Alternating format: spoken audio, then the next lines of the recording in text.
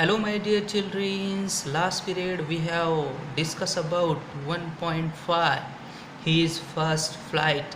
मागच्या पिरियडला आपण his first flight नावाचं जे लेसन आहे त्या लेसनविषयी आपण सविस्तरपणे माहिती जाणून घेतली की त्याची पहिली भरारी नावाचं जे लेसन आहे ते लेसन संपवलं आणि अशाच पद्धतीने आपण जे युनिट 1 आहे ते देखील आपण संपवलेलं आहे आणि पुढच्या तासिकेला आपण युनिट जे नेक्स्ट आहे युनिट नंबर 2 त्याला आपण प्रत्यक्ष सुरुवात करणार आहोत. त्याच्या आधी या ठिकाणी ॲडमिशन फॉर्म नावाचं एक लाईव्ह इंग्लिश ॲक्टिव्हिटी आहे.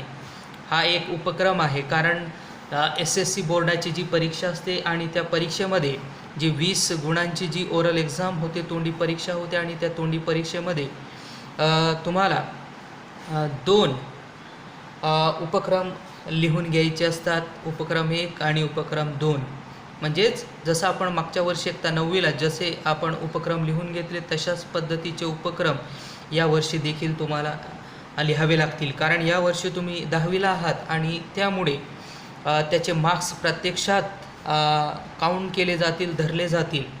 हा हेतू लक्षात ठेवून या ठिकाणी जे युनिट 1 आहे त्याच्यातील हा शेवटचं एक या ठिकाणी ॲडमिशन फॉर्म नावाचं जे एक इंग्लिश लाईव्ह ॲक्टिव्हिटी आहे आणि त्याविषयी म्हणजे तो ॲडमिशन फॉर्म प्रवेश अर्ज कसा भरावा याविषयी आपण माहिती जाणून घेणार आहोत. आणि याविषयी माहिती जाणून घेतल्यानंतर हा प्रत्यक्ष फॉर्म हे तुमचं जे टेक्स्टबुक पेज नंबर 40 आहे 40 त्याच्यावर हा ॲडमिशन फॉर्म दिलेला आहे आणि तो तुम्हाला जसं वेळ मिळेल कोणी तुमचं पालक किंवा गावातच जेरॉक्स मशीन असेल तर त्या ठिकाणी तुम्हाला हे जेरॉक्स काढायचं आहे आणि जेरॉक्स काढल्यानंतर हा ॲप्लिकेशन फॉर्म तुम्हाला फिलअप करून माहिती भरून तो ठेवायचा आहे.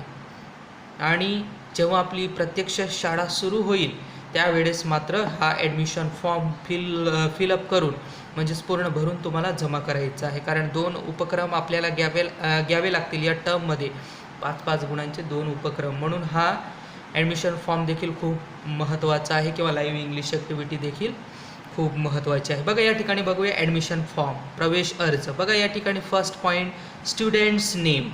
स्टुडंट्स नेम म्हणजे या ठिकाणी तुमचं नाव, तुमचं स्वतःचं नाव तुम्हाला लिहायचं आहे. या ठिकाणी बघा फर्स्ट नेम म्हणजे तुमचं नाव, जे तुमचं नाव असेल ते या ठिकाणी लिहायचं आहे तुम्हाला कॅपिटल लेटरमध्ये, मोठ्या अक्षरामध्ये. फर्स्ट नेम तुमचं नाव. मिडल नेम म्हणजे तुमच्या वडिलांचं नाव असेल या ठिकाणी. आणि लास्ट सरनेम आडनाव तुमचं.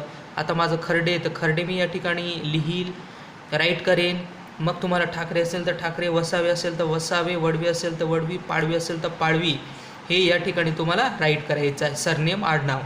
फर्स्ट तुमचं नाव, इथं वडिलांचं नाव आणि या ठिकाणी तुमचं आडनाव. फादर्स नेम तसंच तुमच्या वडिलांचं पूर्ण नाव या ठिकाणी लिहायचं. वडिलांचं पूर्ण नाव फर्स्ट नेम, तुमच्या वडिलांचं नाव या ठिकाणी आणि मग त्यांचं आडनाव.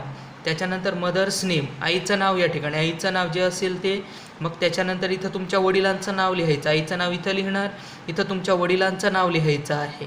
इथं तुमच्या वडिलांचं नाव, मग तुमचं सरनेम. त्याच्यानंतर पुढचा पॉईंट बघा या ठिकाणी admission sort to class admission. बघा या ठिकाणी ॲडमिशन सॉर्ट टू क्लास. प्रवेश तुम्हाला कोणत्या वर्गात घ्यायचा आहे. समजा आपण मागच्या वर्षी तुम्ही 9वीला होता आणि 9वी पास आऊट झालात आणि यावर्षी तुम्ही 10वीला आहात. मग सर्वांनीच या ठिकाणी 10वी टाकायचं आहे. 10वी टाकायचा. क्लास 10th की तुम्हाला कोणत्या वर्गात प्रवेश घ्यायचा आहे, कोणत्या वर्गात तुम्हाला प्रवेश घ्यायचा आहे तो या ठिकाणी तुम्हाला टाकायचं आहे. म्हणजे 10वी टाका तुम्ही या ठिकाणी. 10वी टाकायचं आहे तुम्हाला. ॲडमिशन सॉर्ट टू या ठिकाणी 10वी टाकायचं आहे तुम्हाला. 10th need transport facility. या ठिकाणी 2 ऑप्शन दिलेले आहेत. येथे बघा नीड ट्रान्सपोर्ट फॅसिलिटी की वाहतुकीची सुविधा हवी आहे काय. हवी आहे का तुम्हाला वाहतुकीची सुविधा. काय वाटतं तुम्हाला. या ठिकाणी 2 ऑप्शन आहेत, येस ऑर नो. या 2 पैकी कोणत्याही एका याच्यावर टिक करायचं आहे तुम्हाला इथं. नीड ट्रान्सपोर्ट फॅसिलिटीज या दोघांपैकी कोणत्याही एका याच्यावर तुम्हाला टिक करायचं आहे. त्याच्यानंतर बघा या ठिकाणी स्टुडंट्स डिटेल्स या ठिकाणी इथं तुमचा ॲड्रेस, तुमचा जो घरचा ॲड्रेस असेल तो या ठिकाणी ॲड्रेस, तुमचा पूर्ण address, post, taluka and district या ठिकाणी तुम्हाला टाकायचा आहे. ॲड्रेस म्हणजे पत्ता तुमचा. मेडिकल हिस्ट्री, वैद्यकीय इतिहास असेल तर तो तुम्ही टाकू शकतात. माहीत असेल तर टाकायचं आहे तुम्हाला, माहीत नसेल तर काही टाकायची गरज नाही या ठिकाणी.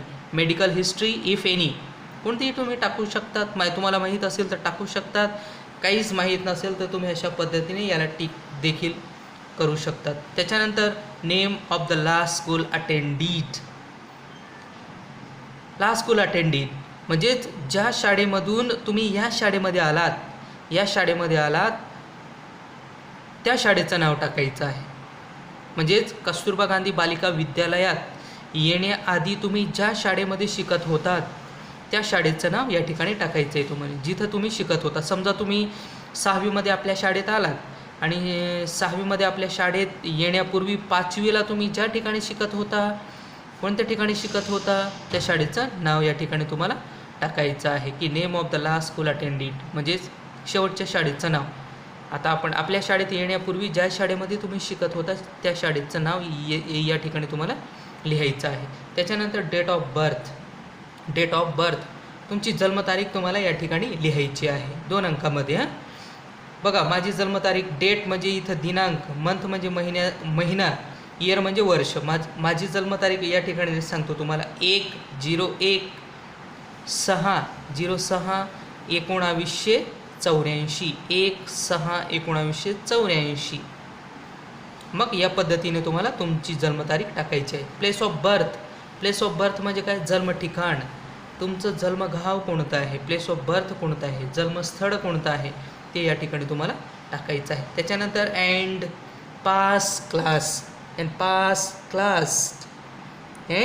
पास क्लास उत्तीर्ण वर्ग.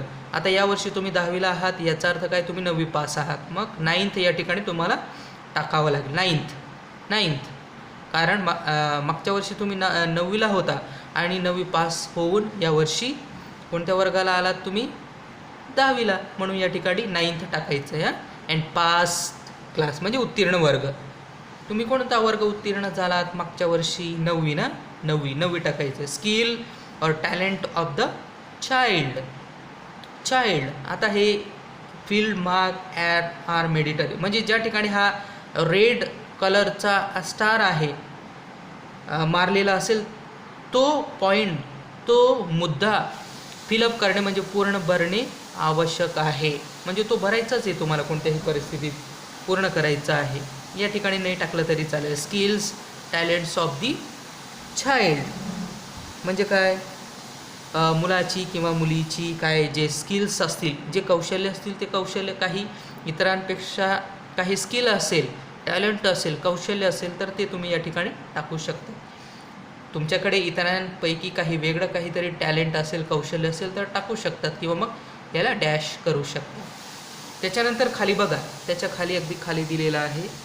खाली बघा या ठिकाणी खाली दिसतंय का तुम्हाला, बघा ॲडमिशन फॉर्मच आहे. पॅरेंट्स डिटेल्स म्हणजे तुमचे जे आईवडील आहेत त्यांच्याविषयी या ठिकाणी सविस्तरपणे तुम्हाला माहिती लिहायची आहे. फादर्स क्वालिफिकेशन म्हणजे तुमचे जे वडील आहेत त्या वडिलांची शैक्षणिक पात्रता तुम्हाला या ठिकाणी लिहायची आहेत. आता वडील 5वीपर्यंत शिकले असतील तर 5वी टाका, 10वीपर्यंत शिकले असतील तर 10वीपर्यंत टाका, 12वीपर्यंत शिकले असतील तर 12वीपर्यंत टाका. म्हणजे तुमचे वडील जिथपर्यंत शिकले असतील तो वर्ग या ठिकाणी तुम्हाला टाकायचा आहे. म्हणजेच वडिलांनी तुमचे वडील जिथपर्यंत शिकले असतील ते या ठिकाणी टाकायचं आहे. फादर्स क्वालिफिकेशन शैक्षणिक पात्रता आपण म्हणतो त्याला, वडिलांची शैक्षणिक पात्रता काय आहे. 5वी शिकले असतील तर 5वी, 4थी शिकले असतील तर 4थी, 10वी शिकले असतील तर 10वी टाका, 12वी शिकले असतील तर 12वी टाका. ऑक्युपेशन आता वडिलांचा व्यवसाय काय आहे, व्यवसाय ऑक्युपेशन वडिलांचा व्यवसाय काय आहे तो टाकायचा आहे या ठिकाणी. फार्मर असतील तर फार्मर टाका, टीचर असतील तर टीचर टाका. जो तुमचा व्यवसाय असेल तो या ठिकाणी तुम्हाला टाकाय. ऑक्युपेशन म्हणजे काय, व्यवसाय. फार्मर असेल तर फार्मर टाका, टीचर असतील तर टीचर टाका, जे असतील ते टाका या ठिकाणी. व्यवसाय आपल्या वडिलांचा व्यवसाय टाकायचा आहे. त्याच्यानंतर त्यांचा मोबाईल नंबर, वडिलांचा मोबाईल नंबर या ठिकाणी मोबाईल नंबर वडिलांचा टाकायचा आहे. त्याच्यानंतर ईमेल असेल तर टाकायचं, नसेल तर टाकायची काही गरज नाही, डॅश करून द्यायचं त्याला ईमेल. मदर्स क्वालिफिकेशन, आता आईची शैक्षणिक पात्रता. आई पहिली, दुसरी, तिसरी, चौथी, 5वी, 6वी जो कोणताही वर्गापर्यंत शिकले असतील ते वर्ग या ठिकाणी टाकायचं आहे. जसं वडिलांचं आपण टाकलं तसंच आईचं या ठिकाणी शैक्षणिक पात्रता टाकायची. ऑक्युपेशन, आता आईचा व्यवसाय काय आहे तो या ठिकाणी टाकायचं आहे. हाऊसवाईफ असेल तर हाऊसवाईफ टाका, गृहिणी किंवा मग हाऊसवर्क घरकाम करणारी असेल तर मग घरकाम टाका या ठिकाणी. हाऊसवाईफ किंवा हाऊसवर्क टाका या इथं. आईचा व्यवसाय कोणता आहे तो हाऊसवाईफ और हाऊसवर्क. मोबाईल नंबर सेम टाका, वडिलांचा जो तुम्ही टाकला असेल तोच या ठिकाणी मोबाईल टाकायचा आहे तुम्हाला, मोबाईल नंबर. ईमेल असेल तर टाकायचा. आता नेम ऑफ ब्रदर और सिस्टर स्कूलिंग हिअर, आता ह्याच ठिकाणी ज्या शाळेमध्ये तुम्ही शिकत आहात त्या शाळेमध्ये जर तुमची बहीण शिकत असेल तर तिचं नाव या ठिकाणी टाकायचं आहे तुम्हाला इथं. या ठिकाणी तुमची बहीण या शाळेमध्ये शिकत असेल तर तिचं नाव या ठिकाणी लिहायचं असेल. बहीण नसेल तर मग मैत्रिणी असेल तुमची, तिथं आपली म्हणजे सगळ्या टोटल जेवढ्याही आपल्या शाळेमध्ये मुली शिकता येते आपल्या सिस्टरच आहेत, आपल्या बहिणीच आहे. मग जवळची तुम्हाला वाटणारी एखादी विद्यार्थिनी असेल, एखादी मुलगी असेल, तिचं नाव या ठिकाणी टाकायचं आहे. बहीण असेल तुमची स्वतःची, ज्या शाळेमध्ये तुम्ही शिकत आहात त्या शाळेमध्ये तुमची बहीण शिकत असेल तर तिचं नाव या ठिकाणी टाकायचं आहे. कोणत्या वर्गात शिकत आहे ती ते या ठिकाणी टाकायचं आहे. केव्हापासून शिकते ते टाकायचं. केव्हापासून शिकते ती, केव्हापासून शिकते ती ते तुम्हाला या ठिकाणी टाकायचं आहे. वर्ष टाकायचं आहे ते. समजा यावर्षी तुमची बहीण आपल्या शाळेमध्ये शिकत असेल, समजा ती 7वीमध्ये या ठिकाणी शिकत असेल, 7वीमध्ये शिकत असेल तर मग या ठिकाणी तुम्हाला काय टाकावं लागेल मग जून 2019 पासून टाकावं लागेल ना. म्हणजे 6वीमध्ये शिकत असेल, इथं 6वीमध्ये शिकत असेल तर जून 2019 टाकावं लागेल, किंवा 7वीमध्ये शिकत असेल तर जून 2020 टाकावं लागेल. या ठिकाणी केव्हापासून शिकते ती या शाळेत ते टाकायचं आहे. 7वीमध्ये आली असेल तर जून 2020 टाकावं लागेल, आणि 6वीपासून आली असेल तर मग जून 2019 टाकावं लागेल. अशा पद्धतीने हा जो ॲडमिशन फॉर्म आहे, प्रवेश फॉर्म आहे, हा कंप्लीट करून तुम्हाला उद्या सगळ्यांनाच भरून टाकायचा आहे. किंवा मग तुम्ही अशा पद्धतीचे पॉईंट टाकून एका पेजवर देखील तयार करू शकतात. कारण दिवसेंदिवस करोना नावाचा जो विषाणू आहे त्या विषाणूचा प्रादुर्भाव दिवसेंदिवस वाढत आहे. त्याच्यामुळे बाहेर गावी जाऊन तुम्हाला जेरॉक्स काढायची आवश्यकता नाही. जर गावात व्यवस्था नसेल तर तुम्ही एका मोठ्या पेजवर हे जे पॉईंट्स आहेत हे पॉईंट्स याच पद्धतीने लिहू शकतात, आणि लिहून झाल्यानंतर मग या पद्धतीने माहिती भरून ते तुम्हाला ते ठेवायचं आहे. कारण या टर्ममधील हा एक आपला उपक्रम होऊन जाईल 5 गुणांचा. त्याच्यानंतर एक दुसरा उपक्रम तुम्हाला सांगण्यात येईल नंतर पुढे, म्हणजे दिवाळीच्या सुट्ट्या लागण्याआधी आपल्याला या ठिकाणी 2 उपक्रम लिहून घ्यायचे आहे. त्याच्यापैकी हा एक तर झालंच, कंप्लीट होऊनच गेला. म्हणून जर झेरॉक्स तुम्हाला या पेजचं काढता येत नसेल तर तुम्ही तुमच्या स्वतःच्या हाताने हे पॉईंट्स लिहून आणि यानुसार माहिती देखील तुम्ही लिहून घेऊ शकतात. जर तुम्हाला हा जो ॲडमिशन फॉर्म आहे याविषयी जर काही शंका असतील तर ते तुम्ही आपल्या ग्रुपवर हमखास विचारा. चुकीची माहिती भरू नका कृपया या ठिकाणी. कोणाला काही अडचण असेल, हा फॉर्म फिलअप करताना भरताना अडचणी येत असतील तर सांगा, विचारा. चुकीची माहिती भरू नका, किंवा ग्रुपवर चर्चा करा की हा पॉईंट मला समजतच नाही सर, काय लिहायचं त्या ठिकाणी. असे काही तुमच्या मनामध्ये शंका असतील, अशा काही शंका असतील तर त्या तुम्ही हमखास विचारा. आणि हा फॉर्म भरून झाल्यानंतर तुमच्याकडे व्यवस्थित जतन करून ठेवा, जपून ठेवा, झोपून नाही बरं का, जपून ठेवा.